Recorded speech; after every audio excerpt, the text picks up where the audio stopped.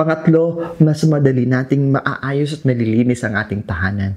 Ang mga decluttered na lugar ay mas madaling linisin at lalong-lalo na mas madali na natin itong i-maintain. Pagdating naman sa mental health natin, yes, may benepisyo po ang pagde-declutter ng ating mga tahanan pagdating sa mental health. Una, nakakabawas ito ng anxiety. Ang mga magugulong lugar ay nagdudulot ng pagkabalisa at anxiety. Nagpapataas din ng productivity. Ang mga decluttered na lugar o nakaayos na mga lugar ay nagbibigay ng mas malinaw na pag-iisip at nagpapataas ng ating productivity. Kasama dito ang pagpapabuti ng ating mood. Ang mga malilinis at nakaayos na kapaligiran ay nagpapabuti ng mood at nagiging masayahin ang tao.